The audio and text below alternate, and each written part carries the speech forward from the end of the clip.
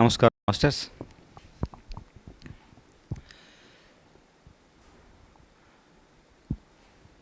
ఈరోజు మనకి ఇచ్చిన టాపిక్ వచ్చి గురువాణి.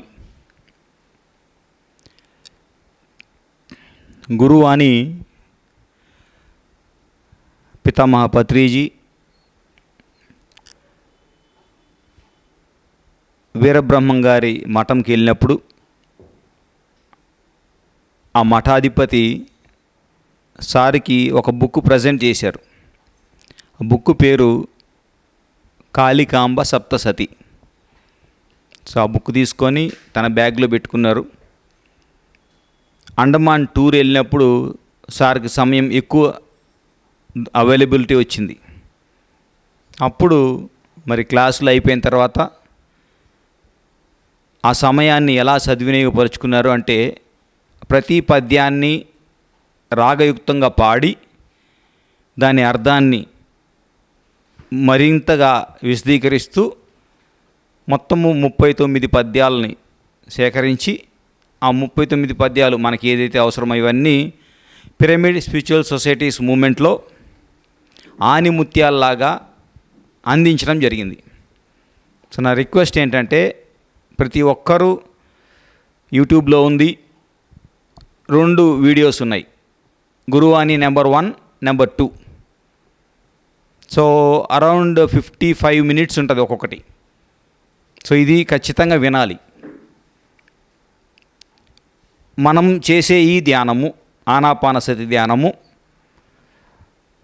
రకరకాలుగా ప్రజలకు అర్థం కాకపోవచ్చు, ఎన్నో ప్రశ్నలు వేయచ్చు. కానీ పిఎస్ఎస్ఎంలో ఏవైతే 18 ఆదర్శ సూత్రాలు ఉన్నాయో, ప్రతి ఆదర్శ సూత్రాన్ని బలపరిచేది వీరబ్రహ్మం గారి యొక్క కాళికాంబ సప్తసతి. బైబిల్లో ఏదుందో, ఖురాన్లో ఏదుందో, భగవద్గీతలో ఏదుందో, ఏ మహానుభావుడు చెప్పినా సత్యం ఒక్కటే అని కొండ బద్దలు కొట్టినట్టు చెప్పారు. 400 సంవత్సరాల క్రితం, ఇప్పుడు చెప్పింది కాదు.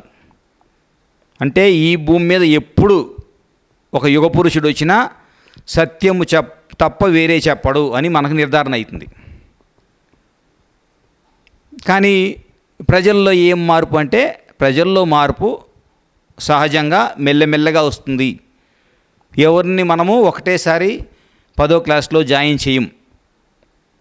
ఎల్కేజీలో జాయిన్ చేస్తాం, లేకపోతే నర్సరీలో జాయిన్ చేస్తాం. అతను ఏం చేయాలి? మెల్లమెల్లగా చదువుకొని ఒక్కొక్క క్లాసు చేసుకుంటూ రావాలి. సో మనము ఎవరిని, మనిషిని కూడా ఒక మనిషితో ఇంకొక మనిషిని పోల్చడానికి వీలు లేదు. అది ఫస్ట్ రాంగ్ స్టెప్.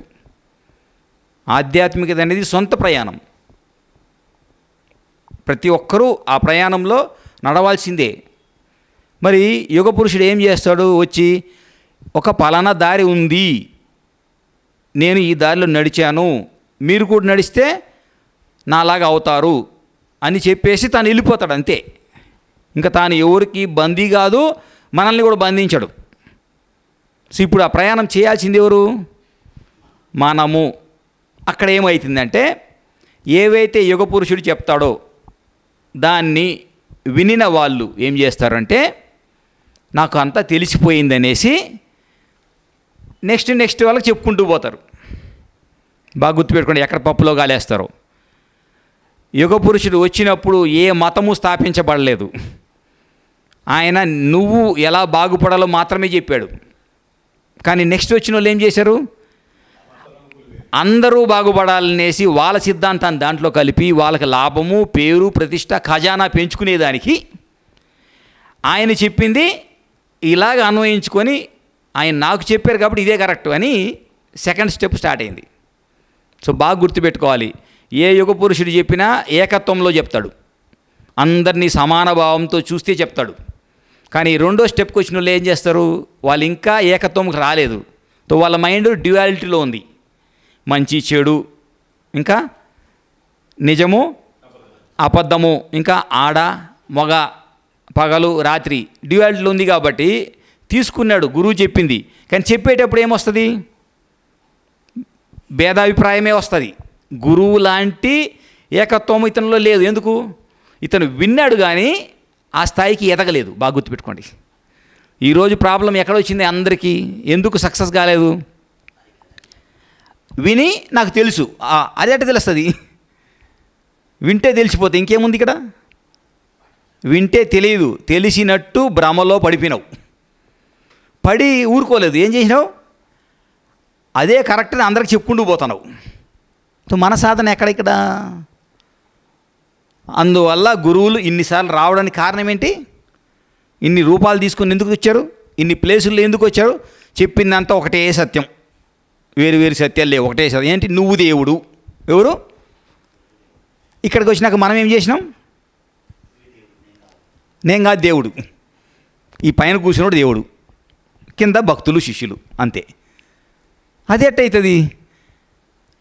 సో పత్రి సారు ఒక 40 సంవత్సరాల క్రితం భూమి మీదకి వచ్చి, అంటే ఎన్లైటన్ అయిన తర్వాత ఎంతో అద్భుతంగా మనకిచ్చారు. ఏంటది? My dear friends, my dear masters, my dear God's. Friends అంటే ఏంటి? మిత్రులారా. ఎవరు? అందరూ మిత్రులే. తర్వాత మై డియర్ మాస్టర్స్, అందరూ మాస్టర్లు. మూడోది మై డియర్ గాడ్స్. కానీ ఇక్కడ ఏమైందంటే మై డియర్ ఫ్రెండ్స్ అన్నప్పుడు అందరూ ఫ్రెండ్స్ కదా. అంటే ఆ ఫ్రెండ్షిప్ అంటే ఏంటి? మైత్రీ భావము, అవునా? మైత్రి, స్నేహము. మనము స్నేహం చేస్తున్నామా? 40 సంవత్సరాలుగా పత్రిసార్తో ఉన్నాం చాలామంది, 20 సంవత్సరాలు, 10 సంవత్సరాలు, ఇప్పుడు కూడా. ఇప్పుడు ఉండి కూడా మైత్రి తత్వం అంటే ఏంటి? ఎవరు ఎలా ఉన్నా అలా స్వీకరించి దైవత్వం చూడడం, అవునా? మరి ఒకరి గురించి మనం ఇంకా మాట్లాడుతున్నాము చెడుగా అంటే మైత్రితత్వం ఇంకిందా? మైత్రేయ బుద్ధుడు వచ్చాడు, వెళ్ళిపోయాడు, ఆయనతో సావాసం చేసాము, కలిసాము, కానీ మనం మారినామా? చెప్పండి. మనం మారలేదు. సో ఏం చేయాలి? 18 ఆదర్శ సూత్రాలు మనం పాటిస్తేనే ఆ మైత్రితత్వం ఇంకుతుంది. ఇంకిన తర్వాత మాట రావాలి. సో ఎందుకు ఆ డిఫరెన్స్ వచ్చేసింది ఇప్పుడు? దాన్ని ఇంకించుకోవాలంటే ఖచ్చితంగా 3 రత్నాలు పాటించాల్సిందే. ఏమిటి 3 రత్నాలు? ధ్యానము, స్వాధ్యాయము, సజ్జన సాంగత్యము. ఇవి 3 ఎవరైతే పాటిస్తారో అప్పుడు వాళ్ళకు వరప్రసాదం వస్తుంది. అది 4వది. ఏంటది? 3 చేస్తే 4వది వస్తుందా రాదా? 3 చేయకుండా 4వది వస్తుందా? అది 3 రత్నాలు చెప్పారు అంటే 3 రత్నాల్లో మనం పర్ఫెక్ట్ అయితే, పాస్ అయితే 4వది వస్తుంది. ఆ 4వది నిన్ను అమితమైన ఆనందంలో ముంచుతుంది. ఏమి జరిగిన లోకంలో నీకు సంబంధం లేదు, నువ్వు హ్యాపీగా ఉంటావు. ఏంటి 4వ పాయింట్ 18 ఆదర్శ సూత్రాల్లో? చెప్పండి. మనం గంటలు గంటలు ధ్యానం చేస్తాం. ధ్యానం చేస్తే శక్తి వస్తుంది, కాస్మిక్ ఎనర్జీ. అంటే పని చేస్తే డబ్బు ఎలా వస్తుందో ధ్యానం చేస్తే ఏమొస్తుంది? ఎనర్జీ వస్తుంది. కానీ వచ్చిన డబ్బును ఖర్చు పెట్టాలా వద్దా? పెట్టుకొని ఉండగలడా మనిషి? శక్తి లేకుండా ఎంత తప్పిస్తాడో మనిషి, శక్తి వచ్చినప్పుడు కూడా అంతే తప్పిస్తాడు, అవునా? 10 లక్షల అప్పు ఉంది, ప్రశాంతంగా ఉండగలమా? అదేమి? ఎవడు అడుగుతాడో, ఎక్కడ ఎవడు కనిపిస్తాడనేసి భయంగా ఉంటాం. సడన్గా ₹1,00,00,000 వచ్చింది ఇప్పుడు మనకి. ఏంటి? సేఫా? అస్సలు బయట తిరగలేము. బంధువులు వస్తారు, చుట్టాలు వస్తారు, రకరకాల వాళ్ళు వచ్చేస్తారు. ఇటు డబ్బులు వచ్చిందిరా, ఏ ప్రేమ వచ్చేస్తుంది. ఇప్పుడు తిరగాలంటే ఇంకా కష్టం. ఏంటి? అడ్వైజులు ఇస్తారు, అజ్జెయ్యి ఇది అని. అంటే శక్తి ఎక్కువ ఉన్న ప్రాబ్లమే, తక్కువ ఉన్న ప్రాబ్లమే. అర్థమవుతుందా మీకు? ధ్యానం చేస్తే ఏమొస్తుంది? శక్తి వస్తుంది, కానీ ఖర్చు పెట్టాలి కదా. మరి ఎలా ఖర్చు పెడతావు? అప్పులు ఉన్నప్పుడు ధైర్యంగా ఉండేలాగా, ₹1,00,00,000 వచ్చినా స్థిరంగా ఉండేలాగా మన బుద్ధి ఉంటే ఎంత శక్తి వచ్చినా దాన్ని సద్వినియోగపరస్తాము, దుర్వినియోగపరచము. ₹1,00,00,000 వచ్చిందని గబగబా ఖర్చు పెట్టినాం అనుకో, ఎన్ని రోజులు ఉంటుంది చెప్పండి? ఎన్ని రోజులు ఉండదు, అది వెళ్ళిపోతుంది. తర్వాత నీ పరిస్థితి మళ్ళీ జీరో. ఓకే. సో వచ్చిన శక్తిని మనము జాగ్రత్తగా ఖర్చు పెట్టాలి. ఎంతెంత అవసరం అంటే, రెండోది ఏంది, స్వాధ్యాయం అవసరం. మంచి మంచి బుక్కులు ఉన్నాయి జ్ఞానాన్ని పెంచుకునేటివి, అది కానీ చదివితే ఓకే, దీనికి ఇంత అవసరం అంటే ఇంతే ఖర్చు పెడతా, నేను దీనికి ఇంత అవసరం అంటే ఇంతే ఖర్చు పెడతా, అసలు అవసరమే లేదు అంటే నేను ఖర్చే పెట్టను, నింపుకుంటూ పోతా, ఎంత అవసరమైతే అంత శక్తిని నింపుకుంటూ పోతా. ఓకే. మూడోది అండి సజ్జన సాంగత్యం. ఏంటి ఇప్పుడు సజ్జన సాంగత్యము? జ్ఞానం పెరిగితే ఏమవుతుంది? శక్తి ఉంది, జ్ఞానం ఉంది, లోపల వాడు ఏం చేస్తాడు? ఇప్పుడు నేను కూర్చొని పెడతాడా, లేకపోతే వీళ్ళందరిలోకి నువ్వే టాప్, ఇప్పుడు వాళ్ళకి ఏం తెలీదు, నీకు సీనియారిటీ అని చెప్పి నేను ముందు సీనియారిటీ, నాకన్నా సీనియర్ ఎంతమంది ఉన్నారు, కానీ ఇక్కడ చూసి సీనియారిటీ అనేసరికి నాలో 2 కొమ్ములు వస్తాయి. అప్పుడు ఏమైంది? నేల మీద ఉంటాడా, గాలి మీద ఉంటాడు? వీడు గాలి మీద ఉంటాడు, వీడిని తీసుకురావాలి కదా మళ్ళీ. కాబట్టి సజ్జన సాంగత్యం. ఇక్కడ ఎవడు పనికి మానోడు లేదు, వీళ్ళకి అనేక జన్మలు ఉన్నాయి, ఈరోజు ఈ వేషాల్లో ఉన్నారు, కానీ గతంలో వీళ్ళు కూడా ఇక్కడ చెప్పిన వాళ్ళే అని నిన్ను కూడా నేల మీద తీసుకొచ్చేదని సజ్జన సాంగత్యం. ఓకే. ఈ 3 పాటిస్తే 4వది అద్భుతమైన వరం వస్తుంది. మరి 18 ఆదర్శ సూత్రాలు మరి ఈరోజు నుంచి నేర్చుకుంటామా చెప్పండి? 4వది మౌనము. ఏంటి? మౌనము. ఎప్పుడైతే మనం మౌనం పాటిస్తామో లోపలికి వెళ్ళి ఆత్మ చెప్పేది వింటాము. వడవడ వాగుతున్నంతవరకు మన వాయిసే వస్తుంది, కానీ లోపల ఉండేవాడిది మనం ఎట్లా వింటాం? మనం సైలెంట్ అయితే ఆడు చెప్పేది మనకి వినిపిస్తుంది. ఓకే. సో 4వది ఏంటి? మౌనము. సో చాలా చాలా ఇంపార్టెంట్. ఈ సంవత్సరము, గత సంవత్సరం కూడా మౌనానికి అత్యంత ప్రాముఖ్యత సంవత్సరం. ఎవరైతే మౌనంగా ఉంటారో వాళ్ళు ఈ 4 సంవత్సరాలు సమస్యలన్నీ గట్టెక్కి ఆటోమేటిక్గా అసెండ్ అవుతారు. ఎవరైతే వడవడ మాట్లాడుతుంటారో, పిరియన్ మాస్టర్ సంబంధం లేదు, ఎవరు సంబంధం లేదు, ఎంత మాట్లాడితే అంత కూరుకుపోతారు బూడిదలో. ఎంత మాట్లాడితే, ఎందుకంటే అది అనవసరమైన మాటలు, ఆచితూచి మాట్లాడట్లేదు, మాయలో కలిసిపోయి మాట్లాడుతున్నారు. మాయలో కలిసిపోతే సత్యం వస్తుందా, అసత్యం వస్తుందా? అసత్యమే వస్తుంది. అంటే దానికి మళ్ళీ రిజల్ట్ కూడా మనకే పడుతుంది. సో ఈ సంవత్సరం ఎంత తక్కువ మాట్లాడితే మనము అంత బాగా పాస్ అవుతాము. సో ఇది 4వ పాయింట్, మౌనం. ఓకే. సో ఇప్పుడు దీని గురించి బ్రహ్మంగారు ఏం చెప్పారో, గురువాణి మన సబ్జెక్ట్ ఏంటి? గురువాణి. గురువాణిలో బ్రహ్మంగారు ఏం చెప్పారో మనం తెలుసుకుందాం. సో పిరియన్ మాస్టర్లు అంటే ఎవరు? ఆయనకు తెలుసు కదా, పత్రి సార్కి ఎలా తెలుసో ఆయనకు కూడా తెలుసు. కృష్ణుడికి తెలీదా పిరియన్ మాస్టర్లు ఎవరో? జీసస్కి తెలీదా? బుద్ధుడికి తెలీదా? వాళ్ళకి తెలుసు. సో మనల్ని ఏం చేశారు అంటే, ఈ శ్వాస మీద ధ్యాస అనే ధ్యానం మనం చేసే ఏదైతే ఉందో దాని గురించి చెప్పడం జరిగింది ఒక పద్యంలో. ఆ పద్యం గురించి ఇప్పుడు మనం తెలుసుకుందాం. ఉత్తమోత్తమము ఉచ్ఛ్వాస నిశ్వాస పంక్తులరసి తానే బ్రహ్మమగుట ముసుగులో శివుడు పొసగి ఉన్నాడయా కాళికాంబ హంస కాళికాంబ. ఈ భూమి మీద జనరల్గా 3 గుణాలతో మనుషులు జన్మ తీసుకుంటారు. ఫస్ట్ మనిషి జన్మ వచ్చిన వాళ్ళు తమో గుణంతో ఉంటారు.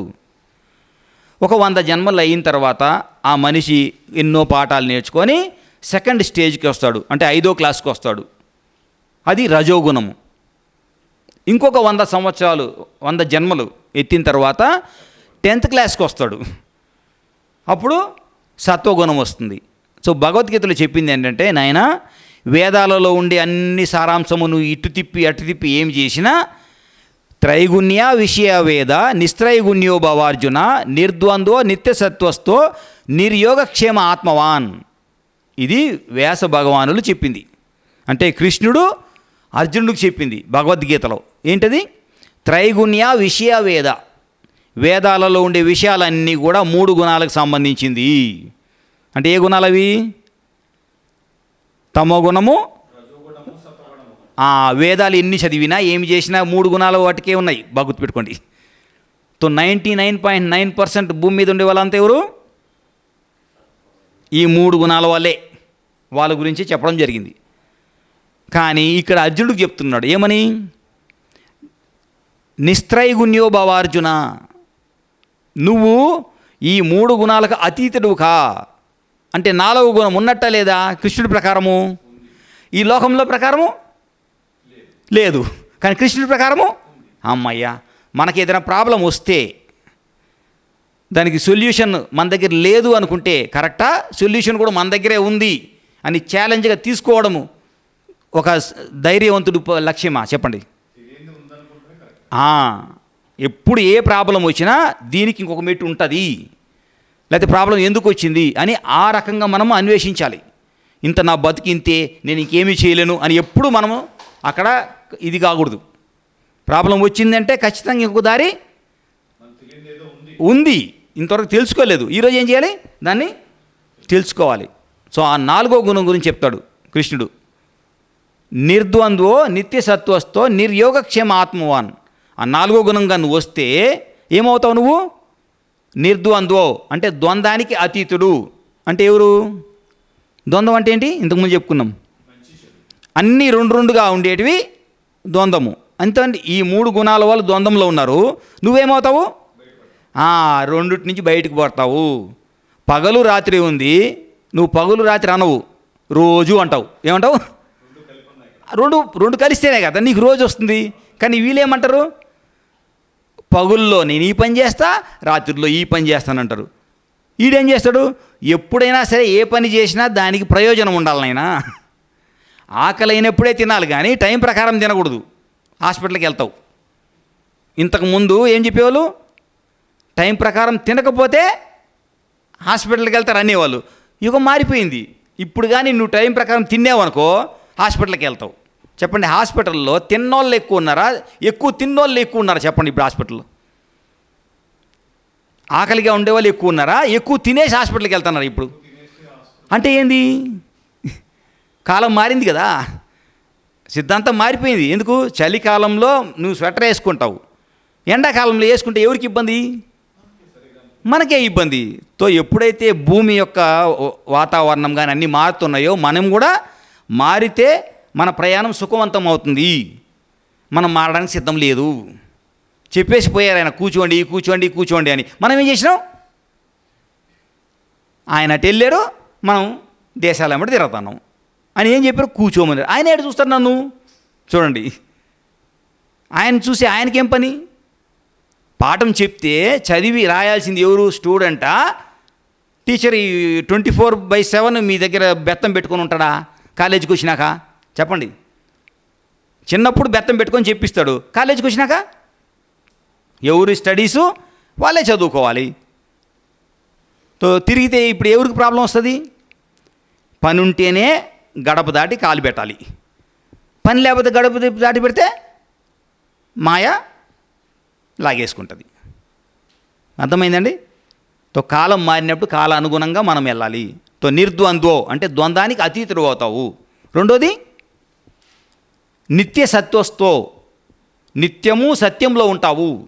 ఎప్పుడైతే సత్యంలో ఉంటావో నీకు భ్రమలు పనిచేయవు. ఎవడు చెప్పుడు మాటలు నువ్వు వినవు. సత్యం అంటే లోపల నుంచి వచ్చేది, నీ లోపల వాడు చెప్పేది సత్యం. అది ఎప్పుడు నీకు మంచిగా చెప్తుంది, స్వధర్మము. నిర్ద్వంద్వో నిత్య సత్వస్థో నిర్యోగక్షేమ ఆత్మవాన్. యోగము క్షేమము నీకు ఆల్రెడీ ఉంది, నువ్వు ఆత్మవి.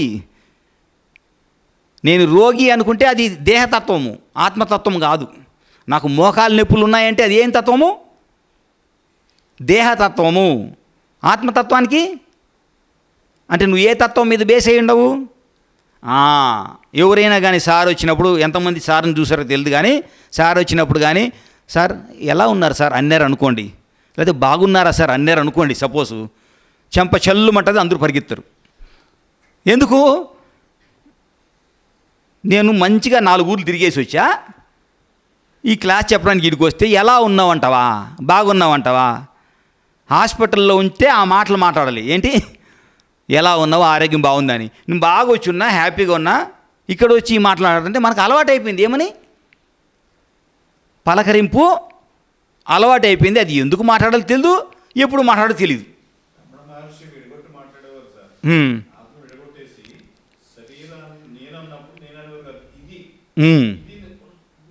ఇది నడుస్తుంది.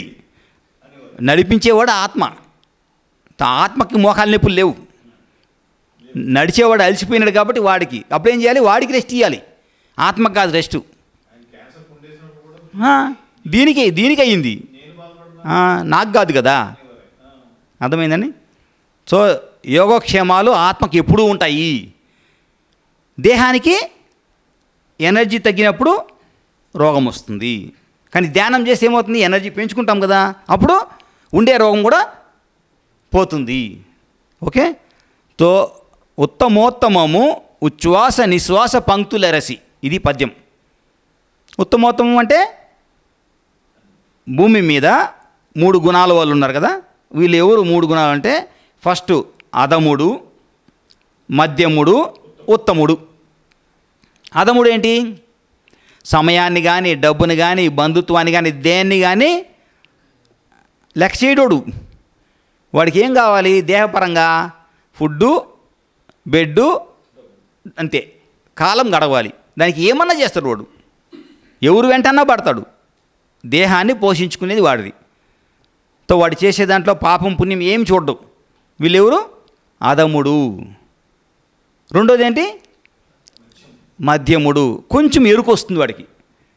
నేను ఇంత పెద్దోడయ్యాను, వేరే వాళ్ళ మీద ఆధారపడకూడదు, నేను సంపాదించుకొని తినాలి, తర్వాత నలుగురిని పోషించాలి, నా కుటుంబాన్ని నేను పోషించాలి అనే కొంచెం ఎరుకు వచ్చినప్పుడు 5వ క్లాసు వాళ్ళు ఇప్పుడు ఏం చేస్తాడు వాడు? ఉట్టికే ఇస్తే తీసుకోడు. నేనేమైనా పని చేసి ఎందుకు? ఆ 100 జన్మలు అనుభవించాడు. అందరిది తీసుకొని వాళ్ళ మాటలన్నీ వెళ్ళి వాడికి విరక్తి పట్టింది. ఇప్పుడు ఏం చేస్తాడు? ఊరికే నేను తీసుకోను, ఏదైనా పని ఇప్పించండి, పని చేసి అంటాడు. సో ఆ మధ్యముడు అయిన తర్వాత ఎవరు వస్తారు? వాడేవాడు పాప పుణ్యాలు లెక్క కడతాడు వాడు. నువ్వు ఊరికే ఇస్తే కూడా చేయను. ఆ పని ఎటువంటిది? నలుగురికి ఉపయోగపడితేనే ఆ పని చేస్తాను, కానీ నువ్వు మర్డర్ చేయమంటే నేను మర్డర్ చేసి వచ్చి 1,00,000 రూపాయలు తీసుకోను. అన్నదానం చేయమంటావు, చేసి వచ్చి తీసుకుంటా. ఎందుకు? మంచి చెడు అనే ఎరుకు వచ్చింది. తర్వాత చెడు అంతా తీసేశాడు. మంచి పనుల కోసమే, కష్టమైనా సరే మంచి పనులు మాత్రం చేస్తారు కాబట్టి వాడు సత్వగుణంకి వచ్చాడు. అంటే 10th క్లాస్కి వచ్చాడు. అర్థమైందని? అధముడు, మధ్యముడు, ఉత్తముడు. ఇక్కడ చూడండి, బ్రహ్మంగారు చెప్పారు 4వ వాడు గురించి. ఉత్తమోత్తమము ఏమన్నాడు అంటే ఉత్తమోత్తముడు. 4వ వాడు ఎవడు? ఉత్తమోత్తముడు. ఆయన ఏం చేస్తాడు? ఉత్తమోత్తముడు ఉచ్ఛ్వాస నిశ్వాస పంక్తులరసి. అంటే ఉచ్ఛ్వాస నిశ్వాస అంటే మన శ్వాస, ఆనాపానసతి, దీన్ని గమనిస్తాడు. పంక్తులు అంటే వచ్చిపోయేదాన్ని గమనిస్తాడు. చూసారా? ఇప్పుడు పత్రిసారి చెప్పింది సేమే, 400 సంవత్సరాల క్రితం ఆయన చెప్పింది సేమే, 2500 సంవత్సరాల క్రితం బుద్ధుడు చెప్పింది సేమే, 5000 సంవత్సరాల క్రితము కృష్ణుడు చెప్పింది సేమే. మనం పాటించలేదు కాబట్టి ఈ స్థితిలో ఉన్నాం. ఈరోజు మనం పాటించినా రేపటి నుంచి మన బతుకులు మారిపోతాయి. ఎవరి కోసం వెయిట్ చేస్తే 5000 సంవత్సరాలు అయ్యింది, ఇంకా జరుగుతుంది. ఎందుకంటే ఆత్మకు సమయం లేదు. దేహానికి సమయం ఉంది కానీ ఆత్మకు సమయం లేదు. ఆత్మ ఎన్ని జన్మలను ఎత్తచ్చు, దానికి ఫుల్ ఫ్రీడమ్ ఉంది. కానీ శరీరానికి అంత టైము లేదు. ఓకే. ఉత్తమోత్తమము ఉచ్ఛ్వాస నిశ్వాస పంక్తులసి తానే బ్రహ్మమగుట. అంటే బ్రహ్మ ఎవరి కూడా ఏం తెలుసుకుంటాడు ధ్యానం చేసి? బ్రహ్మ నేనే. అంటే ఈ హాల్లోకి నా ఇష్టపూర్వకంగా నేను వచ్చాను. అంటే ఇక్కడ రావడానికి కారణం ఎవరు? నేనే. వెళ్ళిపోవడానికి కారణం ఎవరు? నేనే. నేను ఇష్టంగా వచ్చాను. అలాగే భూమి మీదకి నేను ఇష్టంగా వచ్చాను. వెళ్ళిపోయేటప్పుడు నా ఇష్టంగానే వెళ్ళిపోతాను. నా రాతను ఎవరు రాయట్లేదు అని తెలుసుకున్నవాడు. శ్వాస మీద ధ్యాస పెడితే మనకు ఏం తెలుస్తుంది? నా ప్రతి పనికి నేనే కారకుడిని అని తెలుస్తుంది. ఎప్పుడైతే ఇది తెలుస్తుందో మనము నిందలేస్తామా, దాన్ని యాక్సెప్ట్ చేసి దాన్ని పరిష్కరించుకుంటామా? ఇప్పుడు తప్పు నాది అని ఒప్పుకుంటే ఏం చేయాలి? దాన్ని పరిష్కరించుకోవాలి. తప్పు నా భార్య పైన, నా పిల్లల మీద, మా అమ్మ నాన్నల మీద వేసాను అనుకోండి, అప్పుడు పరిష్కారం దొరకదు. ఎందుకు? వాళ్ళు కదా తప్పు చేశారు, నేనేం చేసేది? నేను ఒప్పుకుంటే పరిష్కారం నేను తీసుకోవాలి, కానీ ఒప్పుకునే స్థితిలో లేదు. ఎందుకు? ఏ గుణంలో ఉన్నారు? ఏ గుణంలో ఉన్నారు? మధ్యముడు, ఉత్తముడు వరకే ఉన్నాడు. ఉత్తమోత్తముడు అయినాక నేనే బ్రహ్మని తెలుసుకుంటా. కాబట్టి నా ప్రతి సమస్యకి ఈరోజు నేను ఇక్కడ ఉన్నాను అంటే ఇది నా వల్లే వచ్చాను. ఈరోజు క్లాస్ జరుగుతుందంటే నా వల్లే జరుగుతుంది. ఓకే, ఇది ఉత్తమ. తర్వాత మూడో లైన్ ఏంటంటే, ముసుగులో శివుడు పొసగి ఉన్నాడయ్యా కాళికాంబ హంస కాళికాంబ. శివుడు ఉన్నాడా లేదా? ఉన్నాడు. ఎలా ఉన్నాడు? ముసుగులో శివుడు. మనం అందరం దేవుళ్ళమే, కానీ ఆ శివుడు పైన ఏముంది? ముసుగు అనే తెర ఉంది. అజ్ఞానము. ముసుగునేమంటాము? అజ్ఞానం అనే తెర ఆ లింగాన్ని కప్పింది. కాబట్టి అది ఎంతైతే ప్రకాశింపబడాలో అంత ప్రకాశింపబడట్లేదు. ఎందుకు? దానిపైన అజ్ఞానం అనే ఒక తెర ఉంది.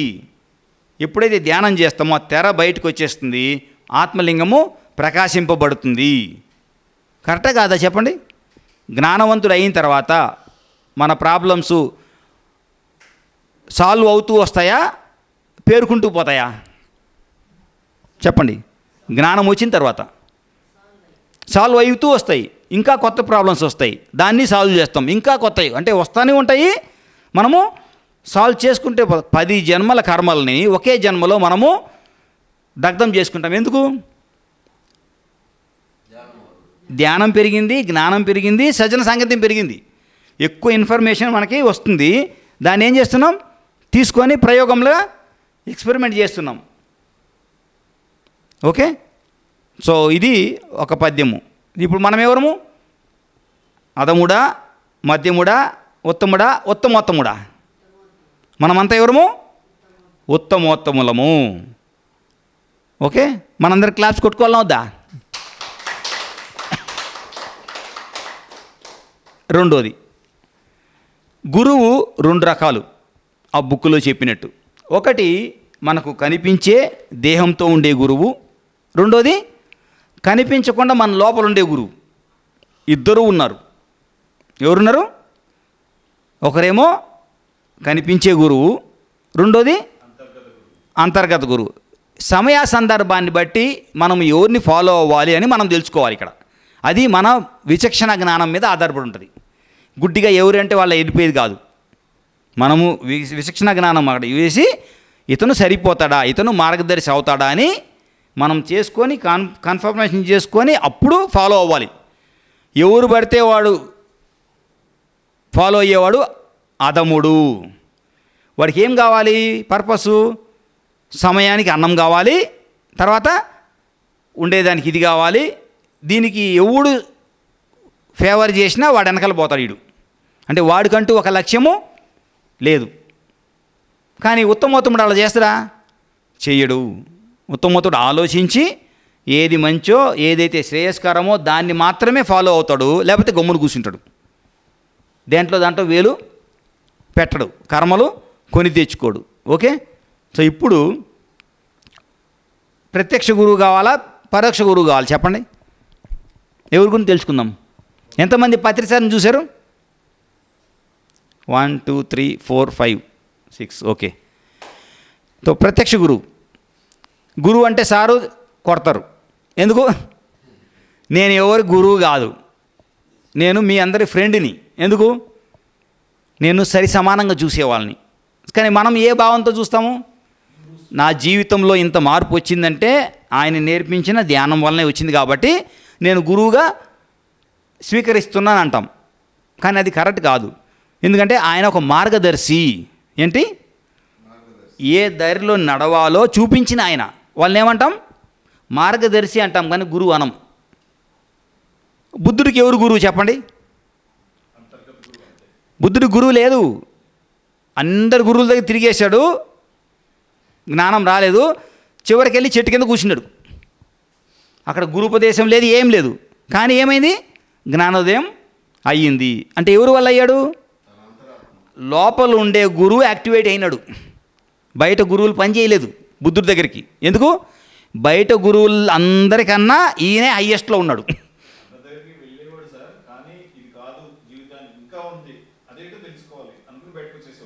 వెళ్ళేవాడు, వాళ్ళు చెప్పింది చేసేవాడు, ఇది సరిపోయేది కాదు, బయటకు వచ్చేవాడు.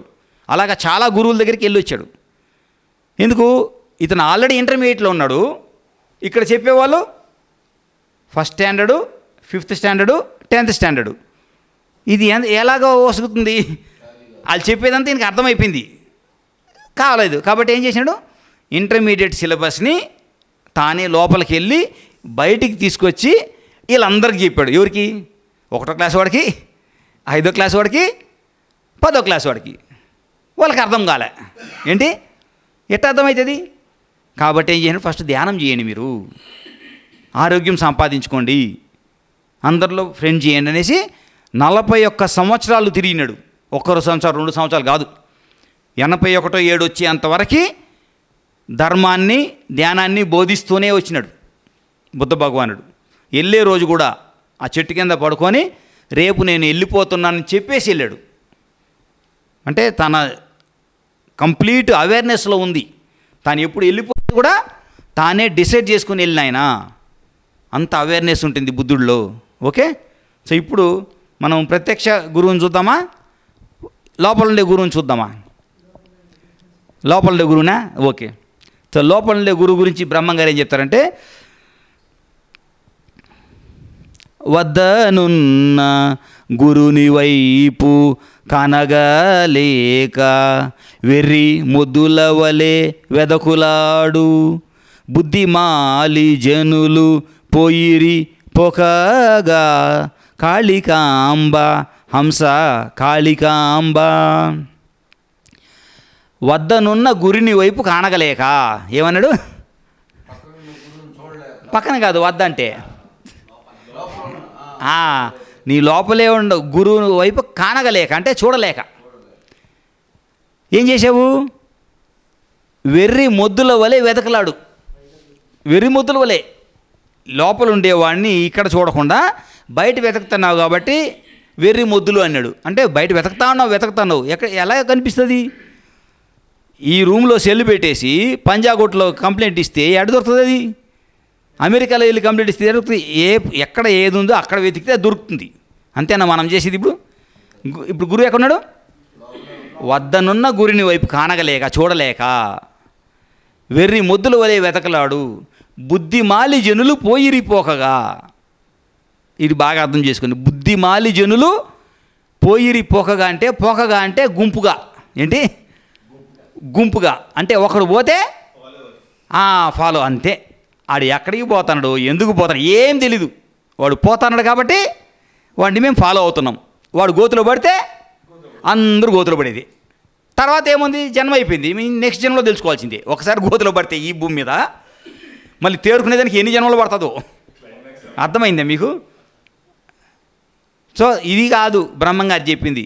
నీ దారి నీదే చూపించాడంటే నువ్వు నడవాలి. కష్టమైనా ఇష్టమైనా ఈ జన్మే ఆఖరి జన్మ చేసుకోవాలి. సో గురువు ఇక్కడ లోపల ఉన్నాడు, చూడలేకపోయినాడు. అంటే ఏ కన్ను లేదు చెప్పండి? ఒక మనిషికి ఎన్ని కళ్ళు ఉన్నాయి? అమ్మయ్య 3 కళ్ళు ఉన్నాయి. ఓకే. ఒకటి ఏంటి కన్ను? చర్మచక్షువులు. ఈ రెండు కలిసి ఒకటే. దీన్ని చర్మచక్షువులు అంటాం. ఇప్పుడు ఈ చర్మచక్షువుల కెపాసిటీ ఆ గది అవతల ఉండేది చూడగలదా? అంటే దీని పరిమితి ఎంతవరకు కనిపిస్తుంది అంతవరకే. అంటే మెటీరియల్ వరల్డ్, ఏంటి భౌతికమైన దేహం మాత్రమే కనిపిస్తుంది. అంతేగాని దానికి అవతల ఇప్పుడు కెమెరా లోపల ఏముందో చూడగలదా? ఇది చూడలేదు. ఈ మైక్లో నేను మాట్లాడుతూ ఉంటే ఇక్కడి నుంచి తరంగాలు ఇక్కడికి వెళ్తున్నాయి, ఇక్కడి నుంచి తరంగాలు వెళ్ళి మీ అందరికీ వినిపిస్తున్నాయి. అవన్నీ చూడగలదా అంటే దానికి ఆ శక్తి లేదు. ఇప్పుడు రెండో కన్ను మనోశక్తి. మనోదృష్టి అంటే ఏంటి? మనసులో ఎన్నో ప్రతిబింబాలు ఉన్నాయి, మనకు అప్పుడప్పుడు కళల రూపంలో అవన్నీ కనిపిస్తూ ఉంటాయి, గతంలో జరిగిందంతా. అదేంటి? మనోదృష్టి. మూడోది దైవ దృష్టి, దివ్య దర్శనము, త్రినేత్రుడు అంటాం కదా, మూడో కన్ను. అదేంటి? Third I. When 2 eyes becomes 1 you will enter the kingdom of God. ఇది జీసస్ చెప్పాడు. When 2 eyes becomes 1 you will enter the kingdom of God. దేవుని రాజ్యంలో ఎప్పుడు ప్రవేశిస్తావు? చర్చిలోకి వెళ్తే కాదు, గుళ్ళోకి వెళ్తే కాదు, మసీదులోకి వెళ్తే కాదు. 2 eyes becomes 1. ఈ కళ్ళు మనోచక్షువు, ఈ రెండు కళ్ళు, ఇది ఒక కన్ను అది ఒక కన్ను, రెండు కళ్ళు అయినాయా? 2 eyes becomes 1. ఈ రెండు కళ్ళు ఒక కన్ను కావాలి అంటే ఏంటి? ఈ కళ్ళు మూసేసుకోవాలి అంటే ఈ దృష్టి బంద్, కళ్ళు మూసుకోవాలి. ఒక గంట సేపు అంటే ఒక గంట సేపు కళ్ళు మూసుకోవాలి. రెండో కన్ను ఏంటి? ఈ కళ్ళు ఎప్పుడు మూసుకుంటావు మనసు పరిగెత్తది అక్కడికి ఇక్కడికి అన్నీ, అవునా? దాన్ని కూడా ఏం చేయాలి? మూసేయాలి. దానికే శ్వాస మీద ధ్యాస. ఎప్పుడైతే మనం శ్వాస మీద ధ్యాస పెట్టి చేస్తూ ఉంటామో మెల్లిమెల్లిగా ఏం చేస్తుంది? అది కూడా జీరో అయిపోతుంది. ఇప్పుడు రెండు కళ్ళు జీరో అయినాయి కదా. రెండు కళ్ళు ఎప్పుడైతే ఒకటి అయినాయో అంటే ఈ రెండు కళ్ళు వెళ్ళిపోతే మూడో కన్ను తెరుచుకుంటుంది, అది థర్డ్ అయ్యి. దీని గురించి జీసస్ చెప్పాడు, మనకేం అర్థమైంది? మనం కళ్ళు మూసుకోము. మరి ఎవరైనా చెప్పాల్సిందే, ఇంక వేరే సత్యం లేదు. మనం అర్థం కాలేదు. అర్థమైందండి? When 2 eyes becomes 1 you will enter the kingdom of God. ఎక్కడ Kingdom of God? Kingdom of God is with in అన్నాడు, బయట లేదని. ఇది సేమ్ ఇక్కడ ఏమేమి చెప్పాడో లోపల ఉంది అనేసి ఆయన కూడా ఏం చెప్పాడు? కింగ్డమ్ ఆఫ్ గాడ్ అంటే దేవుని రాజ్యం ఎక్కడుంది? లోపల ఉంది. మనం ఎక్కడ ఎతకుతానని చెప్పండి? బెతలహేమ్ ఎక్కడుంది?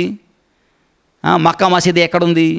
తిరుపతి వెంకటేశ్వర స్వామి ఎక్కడున్నాడు అంటే మనం ఎక్కడ వెతుకుతున్నాం దేవుణ్ణి? ఆయన ఏం చెప్పారు? మరి దొరుకుతుందా?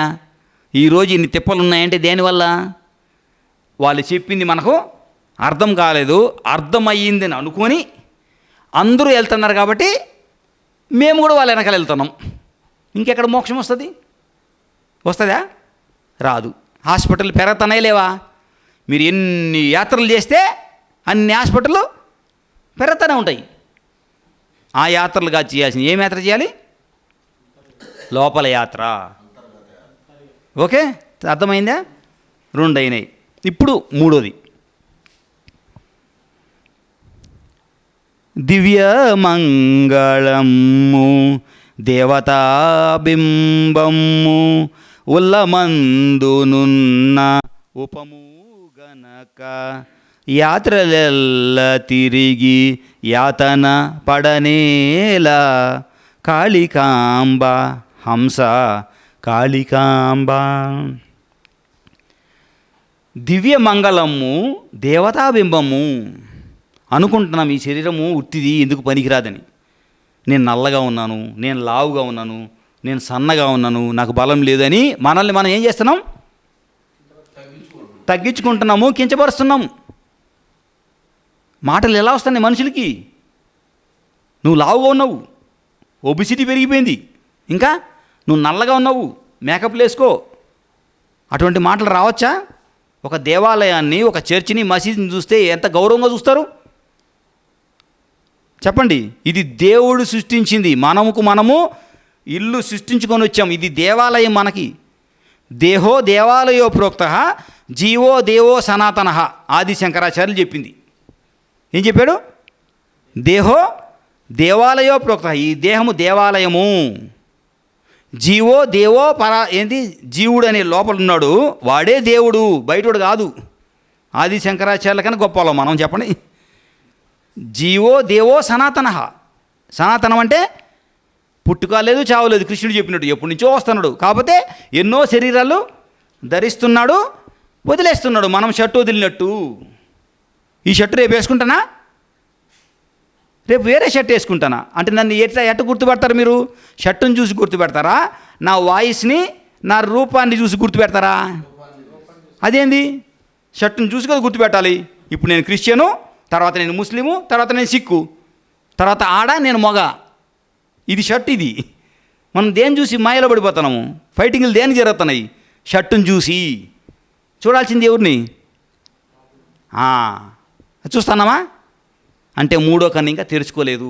మూడో కన్ను తెరుచుకుంటే ద్వంద్వం ఉండదు, ఏకత్వం ఉంటుంది. పత్రిసారి మనందరిని చూసింది షర్టులు చూసా, లోపల ఉండే ఆత్మను చూసా?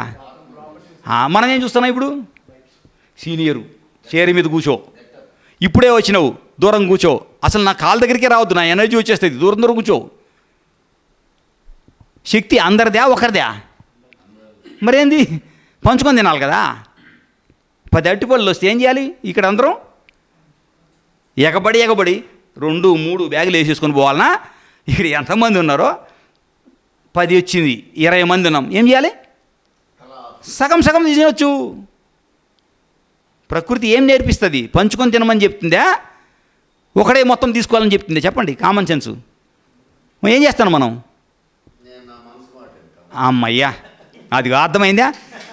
మనసు ఎంటర్ అయ్యిందంటే అక్కడ స్టార్ట్ అని కిరికిరి స్టార్ట్ అయిపోతుంది ఆటోమేటిక్గా. ఇంతమందిలో ఒకడికి వస్తే చాలు, ఆ బ్యాచ్ పెరిగిపోతారు. ఏంటి? ఈ బ్యాచ్ ఇండివిజువల్ అయిపోతుంది. ఆత్మ ఎప్పుడు ఇండివిజువల్, బాగా గుర్తుపెట్టుకోండి. ఆత్మ ఎప్పుడు ఇండివిజువల్, కానీ ఈ బ్యాచ్ సంఖ్య, మెజారిటీ. ఒక గోతులో పడితే అందరూ గోతులో పడ్డాం. ఈడు గోతులో పడ్డాం. ఎవడు? ఎరుకలో ఉన్నవాడు గోతులో పడ్డా. ఎందుకు? 1+1 ఆఫర్ పెడితే వీడు వెళ్ళడు, చూస్తూ ఉంటాడు. మిగతా వాళ్ళు ఏం చేస్తారు?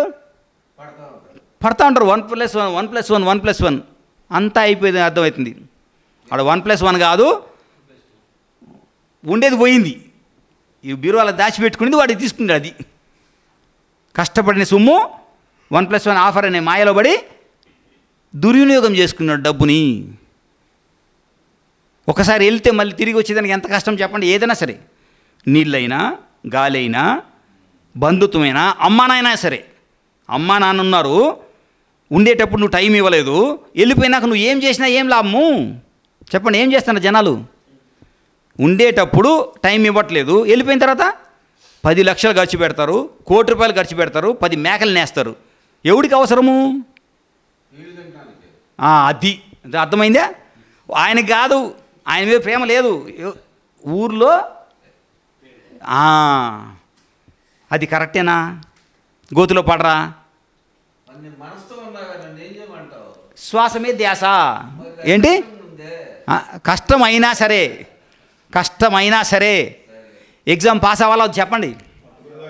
పాస్ అవ్వాలా వద్దా? బాగా గుర్తుపెట్టుకోండి. ఇక్కడ ఉన్న వాళ్ళంతా ఎగ్జామ్ పాస్ అయిన వాళ్ళు. ఇక్కడ ఉన్న వాళ్ళంతా ఎందుకు చెప్పండి? అమ్మయ్యా, పాస్ అయిన వాళ్ళకే ఎంట్రన్స్ లోపలికి. బాగా గుర్తుపెట్టుకోండి, పాస్ అయిన వాళ్ళే ఎంట్రన్స్. లేకపోతే మనం ఇక్కడ ఎందుకు ఉంటాం? ఓకే. సో ఇప్పుడు దాన్ని కృష్ణుడు ఏం చెప్పాడో తెలుసుకుందాం వద్దా? కృష్ణుడు వేరే చెప్తారా, ఇదే చెప్తారా? ఎవరైనా ఇది చెప్పాల్సిందే, ఇంక వేరేది లేదు. సత్యం ఒకటే. ఎవరు చెప్పినా, ఎప్పుడు చెప్పినా ఇది ఒకటే చెప్పాలి. Okay, yes. ఓకే, ఇప్పుడు తెలుసుకుందాం. 3 గుణాలు అనేది కదా. యుద్ధంలో 18 అక్షౌణులు ఉన్నాయి.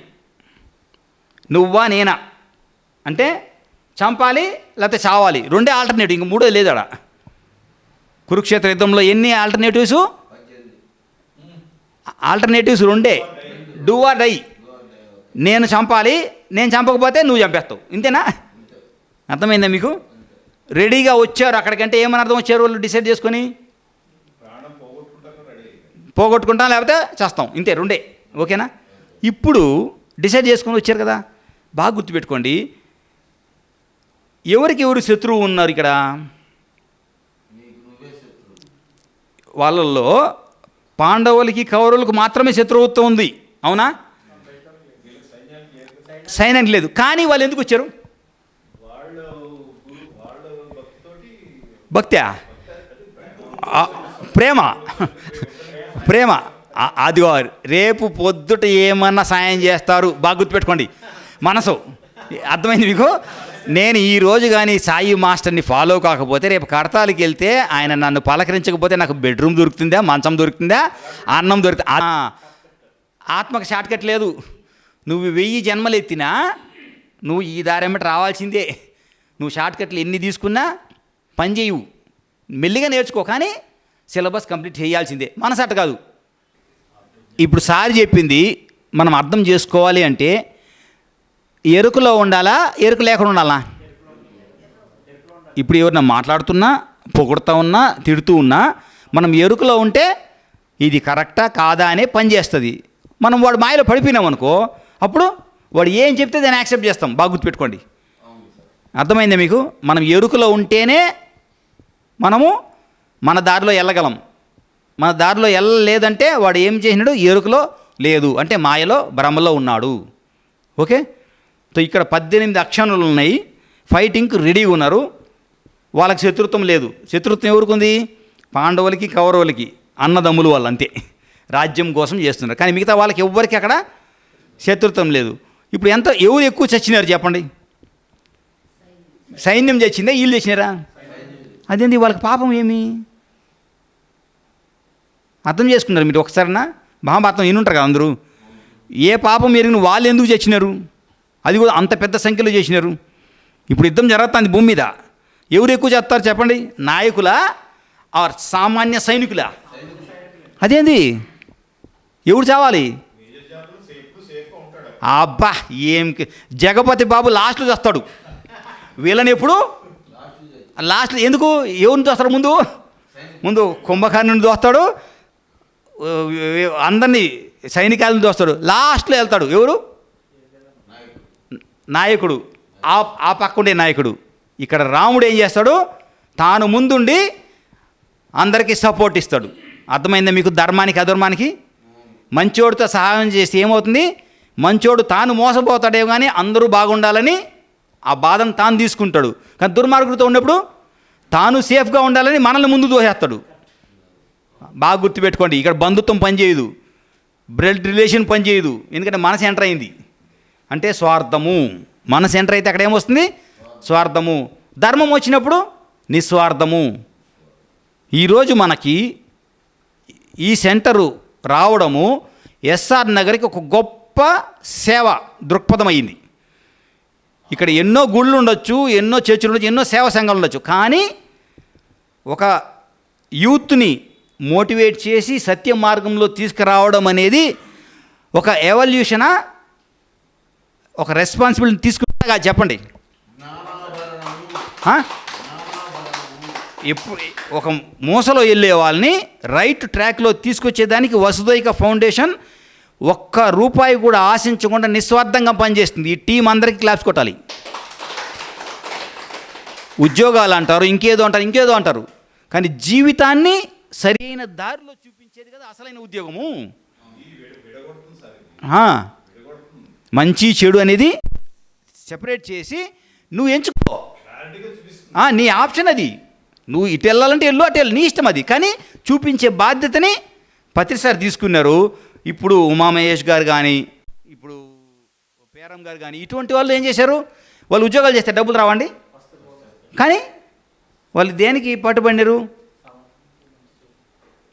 భూమి మీద అందరూ ఆరోగ్యంగా ఉండాలి అంటే మంచి దారిలో వెళ్ళాలి అంటే వాళ్ళకి నేర్పియాలి. ఏమని?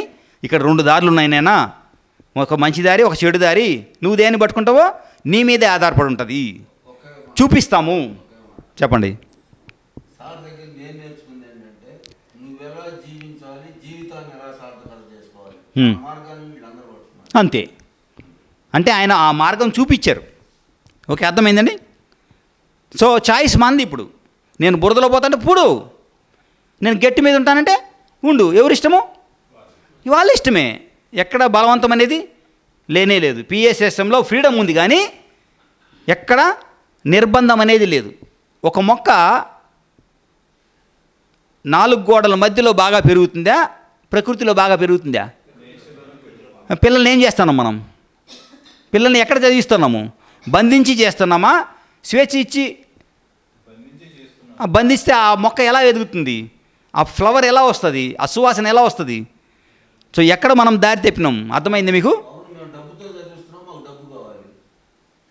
డబ్బేగా తీసుకెళ్తారు చివరికి.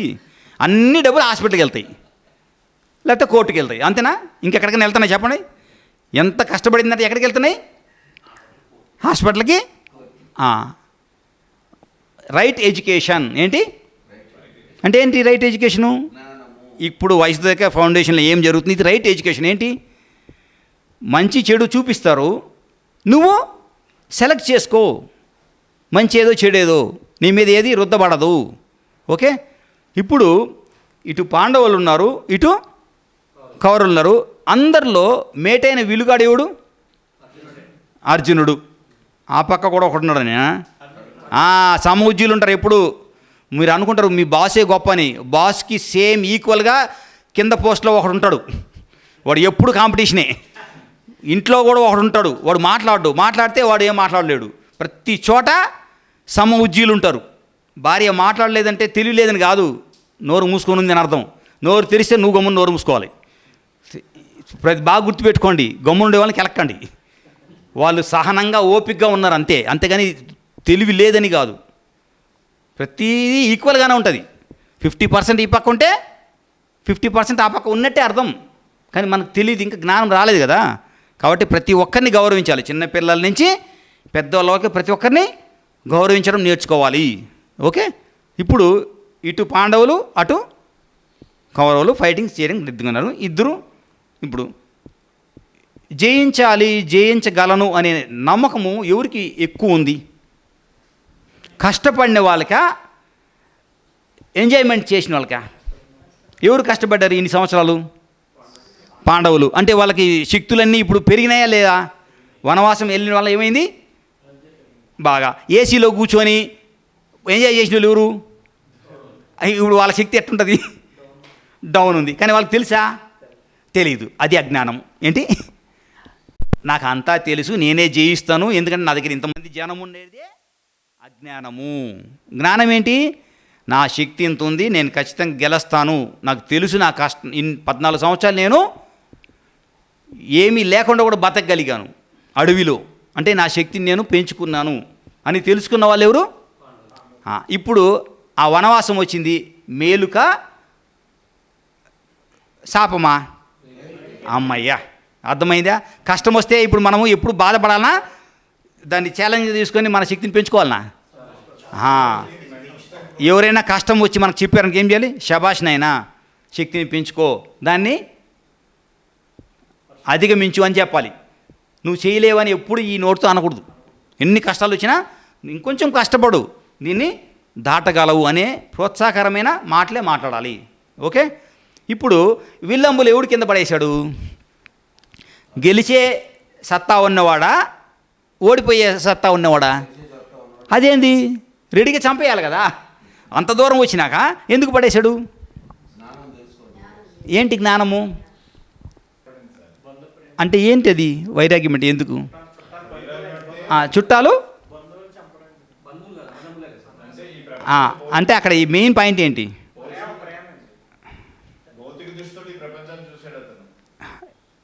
అంటే చంపడం అంటే ఏంటి అక్కడ? ఈ 3 గుణాల నుంచి ఆ 18 అక్షణుల్లో ఒక్క ఆత్మ 4వ గుణానికి వచ్చింది. మిగతా అందరూ, భీష్ముడు ఉన్నారు, ద్రోణాచార్యుడు ఉన్నాడు, ఇటుపక్క అశ్వత్థామ ఉన్నాడు, భీముడు, ధర్మరాజు కూడా ఉన్నాడు. అందరూ రెడీగా ఉన్నారు. దానికి చంపడానికైనా చావడానికైనా. కానీ ఒక ఆత్మ ఏం చేసింది? అంతమందిలో నుంచి నేను చంపను, చావను, అటువంటి భోగాలు నాకు వద్దు అని 3 గుణాల నుంచి బయటికి వచ్చింది, 4వ గుణంకి వచ్చింది. కృష్ణుడు ఎవరికి కనిపించాడు? అందరికి కనిపించాడా? ఈ 4వ గుణంకి వచ్చినవాడు కనిపించాడా? అట్రాక్ట్ కాదు, వేరే వాళ్ళు కనపడలేదు. ఆయన వీళ్ళందరికీ కృష్ణుడు కనపడలేదు. కృష్ణుడు దేహం మాత్రమే కనిపిస్తుంది, రథసారథిలాగా. ఈ 4వ గుణం వాళ్ళకి మాత్రము ఏం కనిపించింది? కృష్ణ భగవానుడి యొక్క విశ్వరూపము, నిజస్వరూపం కనిపించింది. భగవద్గీత చెప్పాడు, వీళ్ళందరికీ వినిపించిందా? అర్జునుడికి మాత్రమే వినిపించిందా? అదేంటి? అందరికి చెవులు ఉన్నాయి కదా, అందరూ నిద్ర అయితే పోవట్లేదు కదా, అందరూ చూడగలగాలి కదా. చెప్పండి. ఇంత కృష్ణుడు భారీ శరీరాన్ని తీశాడు కదా, ఈ కళ్ళు కనిపించలేవా? కనపడాలన్నా వద్దా? కానీ కనపడినట్టు ఉందా? ఎవ్వరూ కృష్ణుడిని చూడలేదు. భగవద్గీత ఎవరు వినలేదు, అందరూ ఉన్నారు మళ్ళీ. ఏం అక్కడ చెప్పండి, ఒకసారి ఆలోచించారా? ఇన్నిసార్లు మనం ఇన్ని భగవద్గీతలు చూస్తున్నాం కదా, మళ్ళీ అందరూ చెప్పినట్టే వింటున్నామే, కానీ మన బుర్ర ఒకటి ఉంది. అంటే మన ఎడ్యుకేషన్లో ఆలోచన ఉందా, ఆలోచన లేదా? తీసేసినారా? వాడు వెళ్తే వాడు వెనకాల ఇల్లు అమీర్పేటకి లేకపోతే ఎస్ఆర్ నగర్, ఇంతేగాని నీకు ఒక బుర్ర ఉందని నువ్వేం చేయాలి? వాడికి 100 కోట్లు సంపాదించాలబ్బా, మనందరినీ వాడుకుంటున్నాడు, మనం ఏం చేయాలి? మన కోసం కదా మనం పని చేయాలి. చెప్పండి, ఎక్కువ మంది ప్రజలు ఎవరి కోసం పనిచేస్తున్నాడు? ఒక్కడి కోసమో ఇద్దరు కోసం పనిచేస్తున్నాడు. సేమ్ కౌరవుల కోసం ఎంతమంది అయితే పనిచేశారో, అప్పుడు పాండవుల కోసం ఎంతమంది అయితే యుద్ధం చేశారో, అలాగే ఇప్పుడు ఒక పెద్ద సంస్థ గురించి 10,000 మంది పనిచేస్తున్నారు. వాడు గుంతలో పెడితే వీళ్ళందరూ గుంతలో పడుతున్నారు. అర్థమవుతుందా మీకు? Same situation. కానీ నాకంటూ ఒకటి ఉంది అని, నేను నా జీవితంలో ఇది చేయాలని, దీన్ని ఇంకా అద్భుతంగా నేను తయారు ఈ కుర్చీ ఇలా ఉంది, ఈ కుర్చీని నేను ఇంకా అద్భుతంగా చేయగలను అని నువ్వు చేస్తే దానికి ఎంత పాపులారిటీ వస్తుంది? దీన్ని ఫాలో కాకుండా అందరికీ తెలివి ఉంది కదా. సో ధ్యానం చేస్తే మనకు ఆ నైపుణ్యం వస్తుంది. ప్రతి ఒక్కరూ క్రియేటర్ అవుతారు, మూసలో వెళ్ళరు, ప్రతి ఒక్కరూ క్రియేటర్ అవుతారు. వాళ్ళది వాళ్ళు క్రియేట్ చేస్తారు. అప్పుడు ఏమవుతుంది? రకరకాల క్రియేషన్స్ భూమి మీద అవుతుంది. ఎవరి మీద ఆధారపడాల్సిన అవసరం ఉండదు. తెలివితేటలు అనుకుంటే మంచి కూలి అవుతాడు, తెలివితేటలు పెట్టుబడి పెడితే మంచి యజమాని అవుతాడు. ఓకే, సో ఇప్పుడు చెప్పండి, 4వ గుణం ఏంటి? అహింసలోకి వచ్చాడా లేదా? నేను చంపను అనుకున్నాడు కాబట్టి 3వ గుణం నుంచి 4వ గుణం. సో 4వ గుణం యొక్క ప్రధానమైన లక్ష్యం ఏంటి? ఇప్పుడు లక్షణము అహింస. పిరమిడ్ మాస్టర్లు అంతా ఎవరు చెప్పండి? వచ్చిన రోజుకు 2 రోజులకో లేకపోతే వారం రోజులకో ఏమైపోతారు? ఫస్ట్ శుద్ధ శాకాహారి అవుతారా అవరా? పక్కగా అందరూ మ్యాక్సిమం ఎవరు? శుద్ధ శాకాహారులు. కన్ఫర్మా? ఇప్పుడు ఒక అర్జునుడు ఉన్నాడు భూమి మీద, ఇన్ని లక్షల మంది కోట్ల మంది అర్జునులు తయారైనరా అండర్ ద గైడెన్స్ ఆఫ్ బ్రహ్మర్షి పితామహ పత్రిజీ. చెప్పండి నాకు. మనం ఆయుధం పట్టం. ఈ సెంటర్కి మీరు వెళ్తే అక్కడ చలివేంద్రం ఉంది. మొత్తము చలివేంద్రాలు చూడండి హైదరాబాద్ సిటీలో. దానికి దీనికి డిఫరెన్స్ ఏమీ మీరు కనుక్కోండి. ప్రతి చోట మనుషులు ఉండాలి, పొయ్యాలి. ఇక్కడ అంటే ఏముంది? సర్వీస్లో ఏముంది ఇక్కడ? అర్థమైందా మీకు? ఒక మనిషి కానీ అర్జునుడైతే, అంటే హింసను వదిలేసి అహింసా మార్గంలోకి వస్తే పక్కనే భగవంతుడు ఉన్నాడు. కృష్ణుడు భగవంతుడు పక్కనే ఉన్నాడు. మీ ఆవిడ కావచ్చు, మీ ఆయన కావచ్చు, మీ అమ్మగారు కావచ్చు, మీ మామగారు కావచ్చు, ఎవరైనా సరే, పిల్లడు కూడా కావచ్చు, పక్కనే ఉన్నాడు. ఇంతవరకు మనము లోకం ఎంత ఉన్నాము కానీ ఈ పక్క ఉండే కృష్ణుని చూడలేదు. ఎప్పుడైతే అహింసకు వస్తామో ఎవరిని చూస్తాం? వీళ్ళంతా పక్కన పెడతాము. 1 గంట సేపు పక్కనుండే కృష్ణుడితో లయం అవుతాము. కృష్ణుడితో లయం అయితే కంప్లీట్ బ్లిస్, అంటే ఆనందమే ఆనందం. భగవద్గీత ఎవరికి వినపడింది? అర్జునుడికి మాత్రమే వినపడింది. ఆ దర్శనం ఎవరికి కనిపించింది?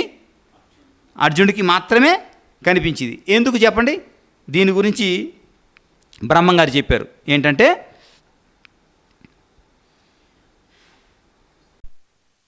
గురుముఖాన విన్న కుండలిని శక్తి మెలుకొలపి 6 మెట్టు లెక్క దివ్య దృష్టి తోడ దివ్య శ్రవణ మబ్బు కాళికాంబ హంస కాళికాంబ. గురుముఖాన విన్నా. ఇప్పుడు మనకి ఎవరు చెప్పారు ఇది? పత్రి సార్.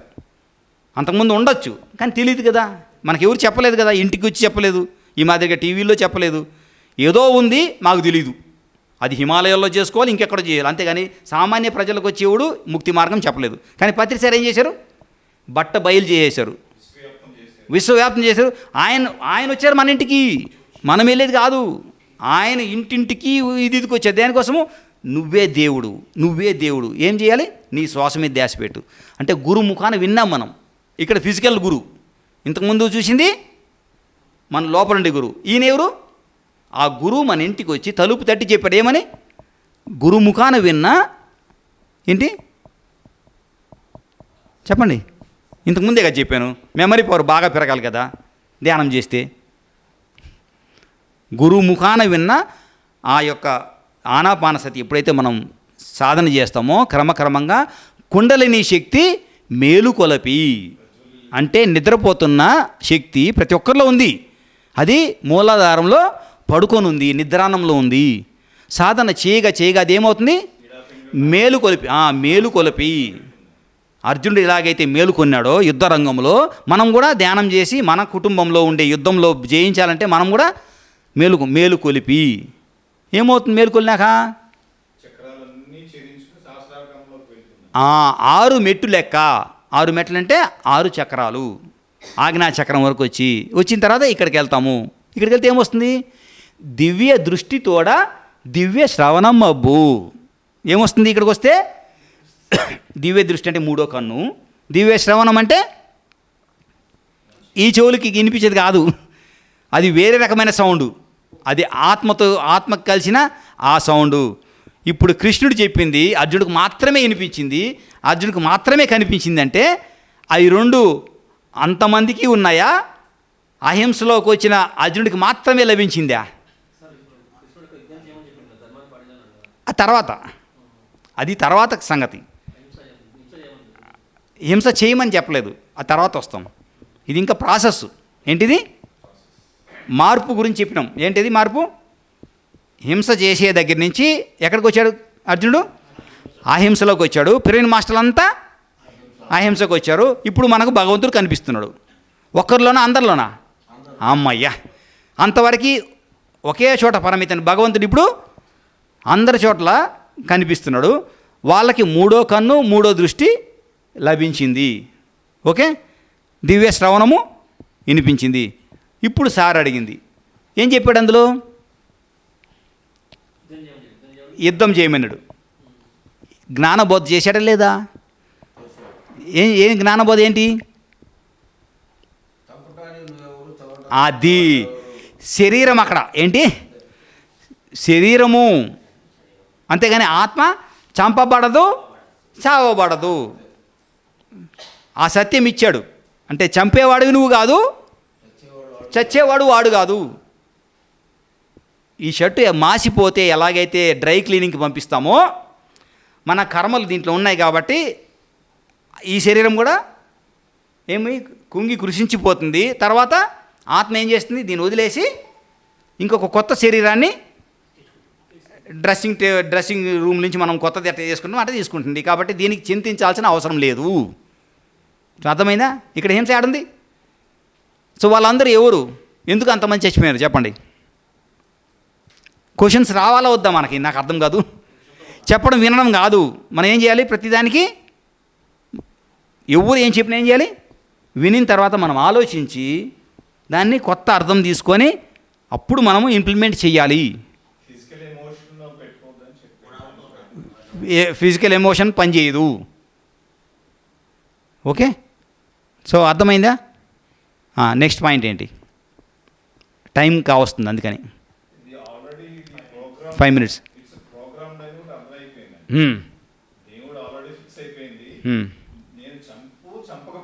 వీళ్ళైతే చేస్తారు.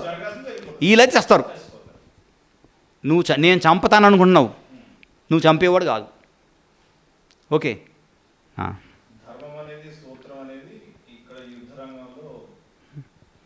కానీ జ్ఞానోదయం కాకుండా ఏంటి సత్యం తెలియకుండా కానీ ఉంటే భగవద్గీత వచ్చేది కాదు. అవునా కదా? అంటే నరుణ్ణి ఈ 3 గుణాల నుంచి 4వ గుణానికి తెప్పించిన వాడు ఎవడు ఇప్పుడు? అమ్మయ్యా, అర్థమైంది మీకు? మనలో తపన ఉంటే నాకు సత్యం కావాలి కావాలి, అక్కడ తిరిగినాం అంటే పీక్ అయ్యేసరికి ఎక్కడి నుంచో సత్యం మీ ఇంటి తడుతుంది. నీకు తపనే లేకపోతే ఇప్పుడు ఇక్కడ ఉన్న వాళ్ళు ఊరికే వచ్చారు అనుకుంటారా? ఎన్ని జన్మల నుంచి తప్పించారో నాకు సత్యం కావాలి కావాలి, అప్పుడు బట్టి ఈ జన్మలో మనం ఇక్కడ కలిసాము. ఊరికేనే ఏది రాదు. అంటే తపన అనేది మనకు ఉండాలి. నేను ఐఏఎస్ కావాలి అని తపన చేస్తేనే ఐఏఎస్ వస్తుంది. ఊరికే ఎందుకు వస్తుంది? అందరూ రాస్తారు కానీ ఆషామాషికి తీసుకుంటారు. కానీ తపన ఉన్నాడు దానికోసము ఆహర్నిశలు అన్నీ చేస్తారు కాబట్టి ఐఏఎస్ పాస్ అవుతాడు. సార్ చెప్పండి.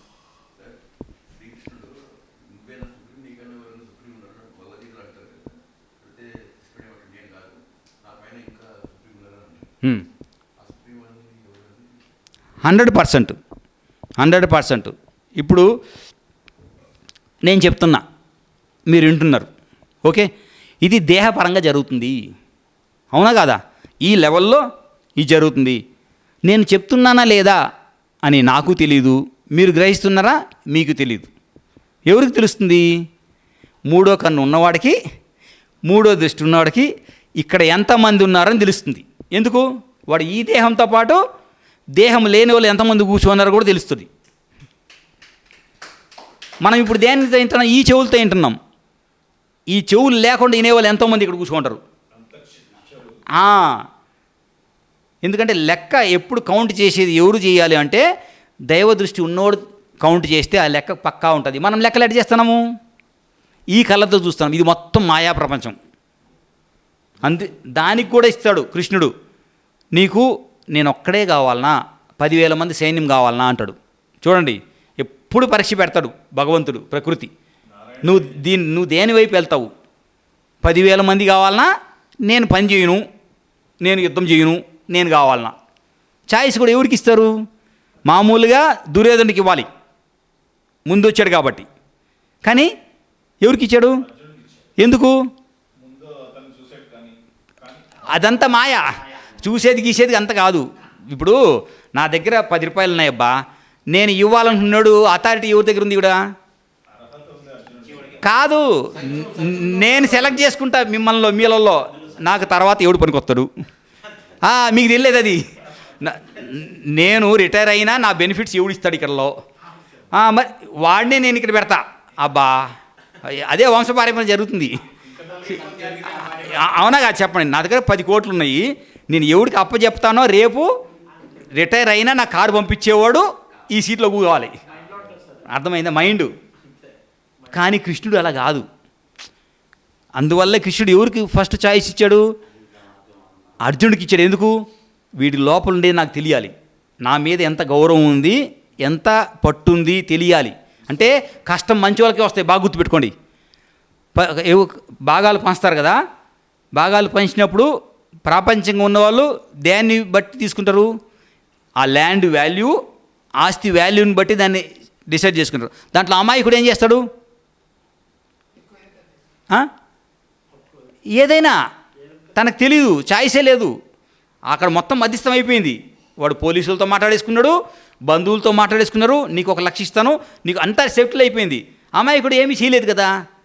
ప్రీ ప్లాన్ ఎవరు చేశారు? తెలివైనోడు చేసినాడు. ఆటోమేటిక్గా బాగా అట్నే పంచుతారు ప్రపంచం. అర్థమైందా? సో ఇప్పుడు అర్జునుడికి ఇచ్చాడు ఛాయిస్. ఏమని? 10,000 మంది కావాలనా, నేను ఒక్కడనే కావాలనా అని. అర్జునుడు ఏం చేశాడు? ధర్మంలో ఉన్నాడు కాబట్టి 10,000 నాకు సంబంధం లేదు, నాకు నువ్వు ఒక్కడుంటే చాలు అన్నాడు. ఇప్పుడు దేనికి ఇంపార్టెన్స్ ఇచ్చాడు? మందికా లేకపోతే ధర్మానికి, సత్యానికా? అప్పుడు ఏం చెప్పాడు దుర్యోధనుడు?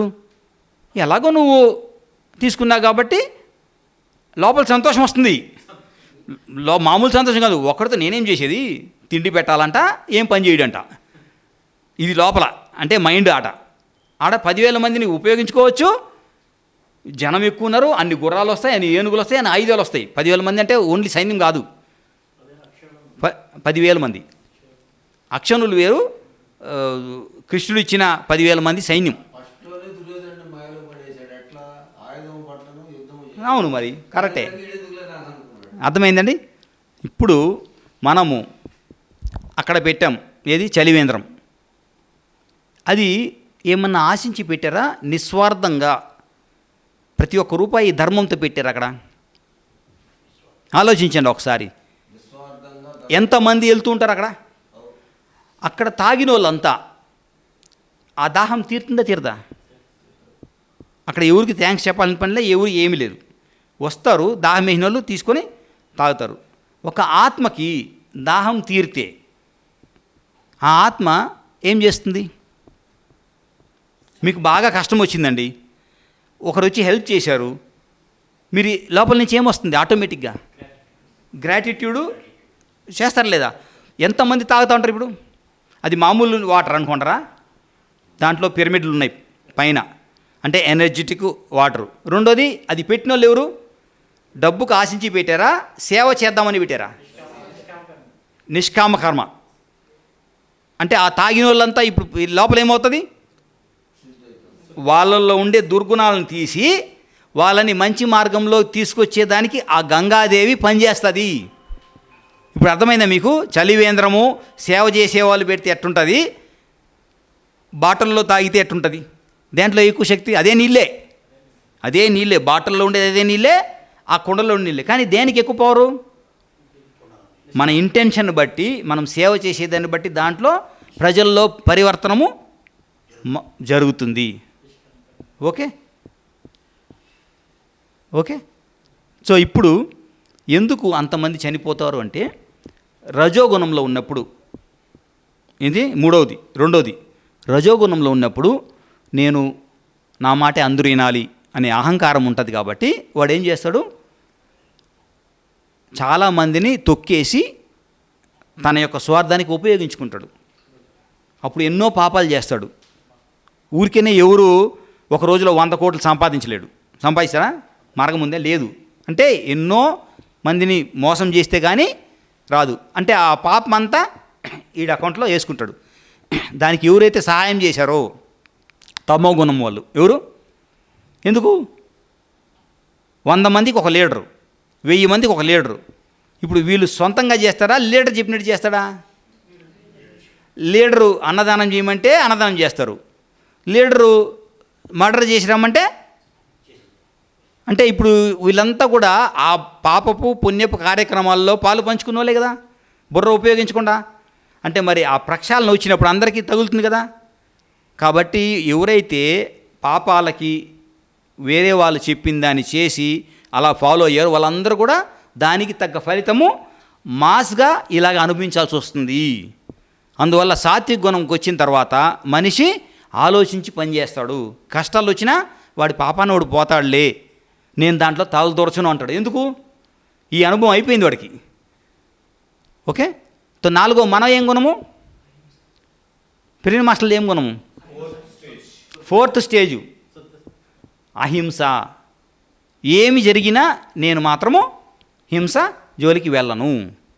మన ఆరోగ్యం ఎలా బాగైంది అనుకున్నారు చెప్పండి? మన రోగాలు ఎలా వెళ్తున్నాయి? మనం హింసను వదిలేసాం కాబట్టి ప్రకృతి ఏం చేస్తుంది? మనకు హింస చేసే పరిస్థితుల్ని మన లోపల నుంచి తీసేస్తుంది. మళ్ళీ మనం హింస చేస్తే మళ్ళీ అవి అటాక్ అవుతాయి.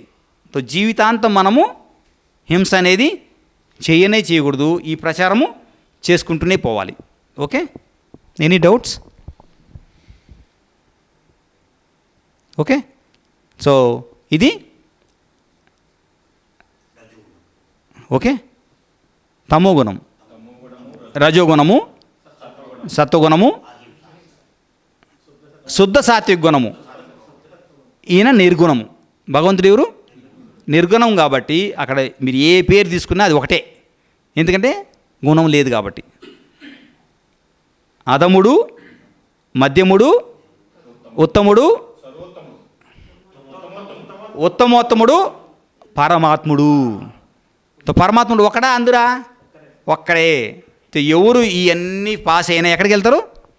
యూనివర్సిటీకి వెళ్ళాల్సిందే. నువ్వు ఎక్కడి నుంచి స్టార్ట్ చేసినా చివరిగా యూనివర్సిటీకే. యూనివర్సిటీ అనేది పరమాత్ముడు ఉండే సత్యలోకము. సో మనమందరము ఇక్కడ ఎన్ని చదివినా చివరికి ఆడికి వెళ్తాం, వెళ్ళాల్సిందే. ఓకే. రైట్. అందరం కళ్ళు మూసుకుందాం ఒక 5 మినిట్స్. శ్వాస మీద ధ్యాస. పాదాల నుండి క్రాస్ చేసుకున్నాం కాబట్టి కళ్ళజోడు ఉంటే తీసేయండి, కొత్త వాళ్ళు ఉంటే. పాదాల నుండి క్రాస్ చేసుకున్నాం, చేతుల్లో చేతులు, వేలల్లో వేలు పెట్టుకున్నాం, కళ్ళు 2 మూసుకున్నాం. సహజంగా జరుగుతున్న ఉచ్ఛ్వాస నిశ్వాసలను గమనిస్తున్నాం. 5 నిమిషాలు.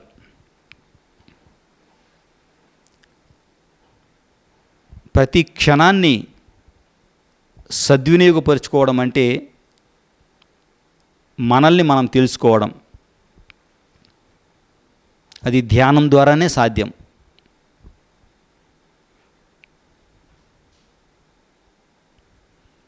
విద్యలలో నేను బ్రహ్మ విద్యని అన్నారు శ్రీకృష్ణ పరమాత్ముడు. బ్రహ్మ విద్య అంటే తానే బ్రహ్మ అని తెలుసుకునేది.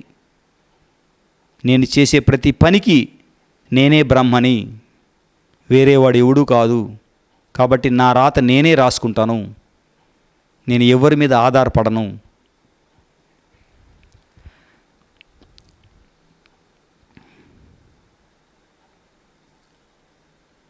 సాటి మానవునకు సాయమ్ము పడబోక నల్లరాళ్ళు తెచ్చి గుళ్ళుగట్టి మొక్కులిడిన బ్రతుకు చక్కబడంబోదు కాళికాంబ హంస కాళికాంబ. పిఎస్ఎస్ఎం చేసేదే సాటి మానవునికి సహాయం చేస్తున్నారు.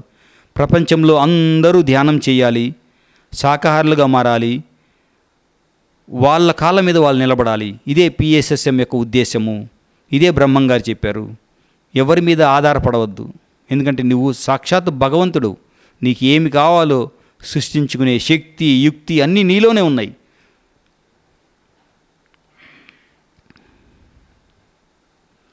చాలగలదు హింస సంసారమందునా పసిడియందు హింస ప్రబలియుండు హింస చేతునన్న ముక్తి లేదయ్యా కాళికాంబ హంస కాళికాంబ. చాలా గలదు హింస సంసారమందున. ఒక కుటుంబంలో ఎంత హింస ఉందో, నా మాటే వినాలి, నేను చెప్పిందే చెయ్యాలి అని ఒకరి మీద ఒకరు షరతులు పెట్టుకొని కుటుంబం అంతా ఏదో రకంగా హింసలో ఉన్నారు. చాలా గలదు హింస సంసారమందున పసిడి యందు హింస ప్రబలియుండు. సంపదలు, డబ్బులు, ఆస్తిపాస్తులు అనేసరికి ఆ యొక్క హింస విశ్వరూపం చూసి ఆ కుటుంబాన్ని చండాలం చేస్తుంది. డబ్బులు కోడికి వచ్చేసరికి హింస జోలికే వెళ్ళకూడదు మనము. హింస చేతునన్నా ముక్తి లేదయ్యా. నువ్వు హింస చేస్తూ ఒక పక్క నాకు ముక్తి కావాలని ఆ గూళ్ళు ఈ గూళ్ళు ఈ దానాలు ఆ దానాలు చేస్తే నీకు ముక్తి రాదు. కుటుంబంలో అందరినీ ప్రేమగా చూసుకుంటూ అందరికీ గౌరవం ఇస్తే అప్పుడు మోక్షం వస్తుంది. డబ్బులు కనిపించినప్పుడు జాగ్రత్తగా ఒళ్ళు పెట్టుకొని దేనికి ఖర్చు పెట్టాలో సంపదలు, అది ఎలాగా శక్తి వచ్చినప్పుడు ఎలాగైతే స్థితమితంగా ఉండాలో అది తెలుసుకున్నవాడే మోక్షం పొందుతాడు అని స్పష్టంగా చెప్పారు వీరబ్రహ్మం గారు.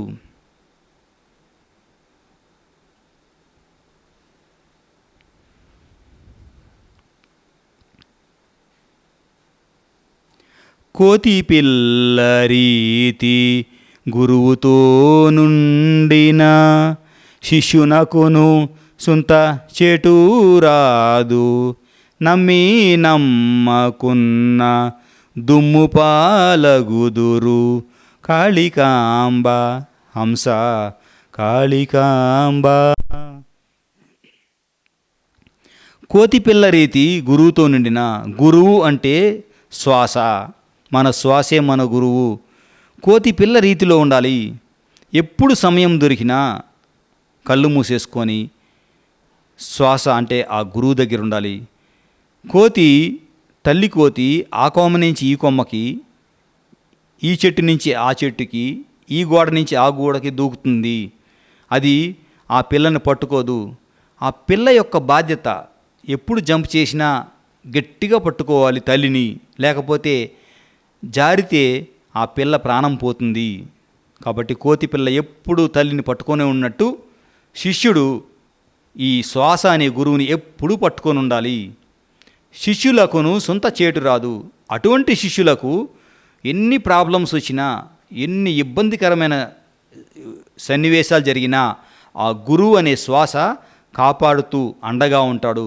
శిష్యులకును సొంత చేటు రాదు. చేటు అనేది రానే రాదు. నమ్మి నమ్మకున్న దుమ్ము పాలగుదురు. బాగా గుర్తుపెట్టుకోండి. ఈరోజు ఈ గురువుని, రేపు ఇంకో గురువుని, ఎల్లుడికి ఇంకో గురువుని, రేపు ఈ ధ్యానాన్ని, ఇంకొక ధ్యానాన్ని ఇలాగ మార్చుకుంటూ పోతే దుమ్ము పాలగుదురు. అంటే పునరపి జననం పునరపి మరణం. దుమ్ము అంటే భూమి, అంటే ఈ భూమి మీదకి వస్తూ పోతూ రావాల్సి వస్తుంది. అని స్పష్టంగా చెప్పారు. ఒకే గురువు శ్వాస, ఆయన్ని వీలైనంత సమయము ఆయనతో ఉన్నప్పుడు మనకు ఎన్ని చేటులు ఎన్ని జరిగినా అన్నీ సమసిపోతాయి జ్ఞానము అనే అగ్నితో.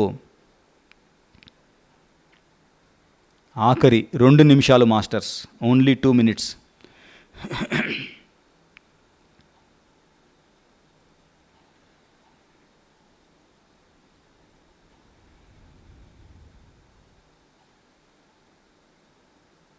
స్నానమందున లేదు, పానమందున లేదు, మంత్రతంత్రములందు మహిమ లేదు, గుణము కుదిరెనేని ఘనయోగి తానౌను కాళికాంబ హంస కాళికాంబ.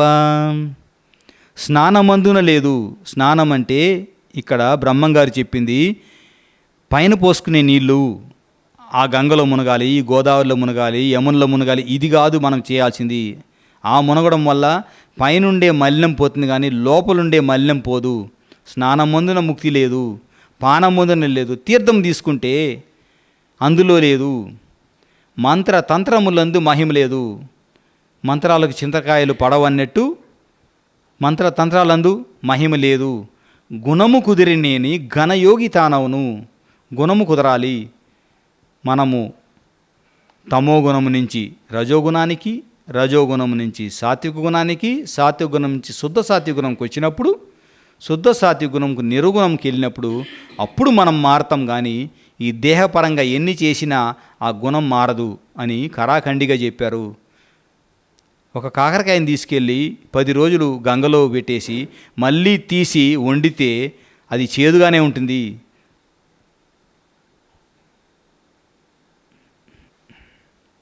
ఆఖరి 1 నిమిషం మాస్టర్స్.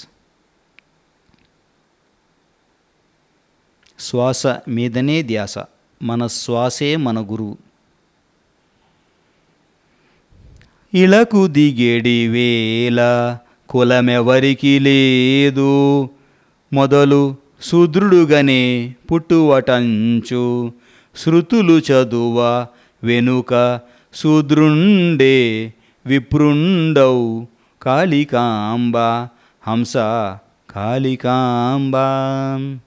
మొట్టమొదటి జన్మలో ఈ మానవుడిగా ఎవరు పుట్టినా వాడికి కులము లేదు, గోత్రం లేదు, ఏమీ లేదు. గుర్తుపెట్టుకోండి, ఇదంతా మనుషులు కల్పించిన ఒక భ్రమ ప్రపంచము, మాయా ప్రపంచము.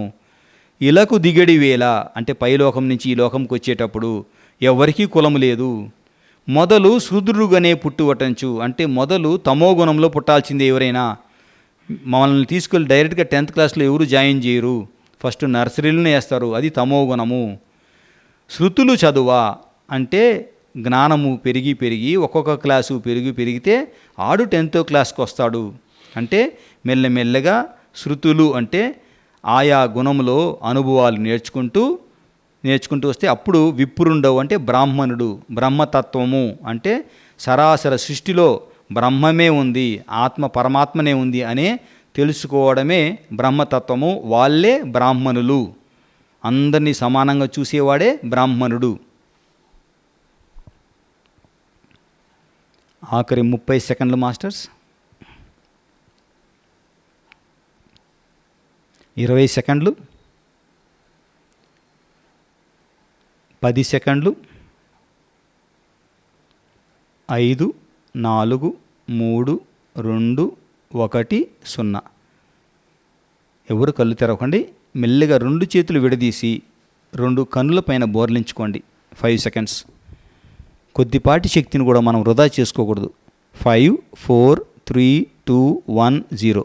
మెల్లమెల్లగా చేతులు తీస్తూ చిరునవ్వుతో మెల్లమెల్లగా కళ్ళు తెరవండి. ఇంత అద్భుతమైన ధ్యానాన్ని ప్రపంచవ్యాప్తంగా చెప్పిన బ్రహ్మర్షి పితామహ పత్రిజీ గారికి గట్టిగా క్లాప్స్ కొట్టుకుందాం. పత్రి మేడం గారికి గట్టిగా, సద్గురు సదానంద యోగి గారికి, కాశిరెడ్డి నాయన గారికి, మరి మనందరికీ ఇంత అద్భుతమైన శక్తి క్షేత్రాన్ని తయారు చేసిన ఈ వసుదైక ఫౌండేషన్లో ఉండే మొత్తము మెంబర్స్కి అంతా మొత్తం టీం మెంబర్స్కి మొత్తం గట్టి క్లాస్ కొట్టుకుందాం. Thank you masters.